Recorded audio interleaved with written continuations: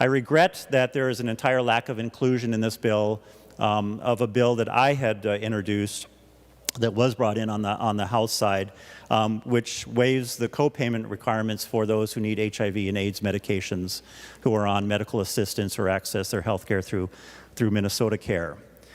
It had a fiscal note of about $58,000. It's a pittance, but it makes such a huge difference when someone has to go to the pharmacy and they don't have to pay the $5 or $10 copay when they don't have $5 or $10 extra in a month. Members, I just wanted to point out that the reason this small matter is so important is because we've had 2 HIV spikes, 2 HIV outbreaks in Minnesota in this last year, concentrated, one in Hennepin County, another one concentrated in Duluth.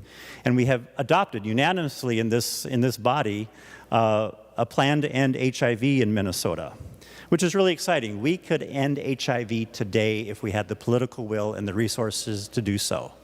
We don't need a magic cure. We just need to prevent new transmissions of HIV, which we have within our means and our power to do so by preventing new transmissions. If people are able to access care and service, they bring their viral load down to 0 and they're no longer transmissible. Or they can prevent becoming infected if they have access to PrEP, the pharmaceutical interventions that allow you to not contract HIV in the first place. And this measure would help us end HIV in Minnesota.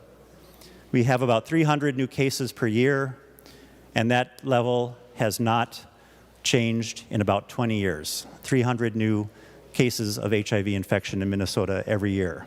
And when you consider that every single new case of HIV in Minnesota costs anywhere from $500,000 to $1 million over the life of that person to treat, for $58,000, we would be so much further ahead. I am grateful that we did include the changes to the Medical Assistance Drug Formulary Committee. We've talked about that before. That is in dire need of reformation in terms of transparency and disclosure, as well as who sits on those committees and makes those decisions and how they engage with the public. So that is a positive step after the negative experience we had with efforts to exclude access to vital HIV and AIDS drugs medications last year. But we have a lot to do to end HIV in Minnesota. And so I will continue to work with Chair Benson and Chair Abler and my friend Senator Wickland and Senator Hoffman.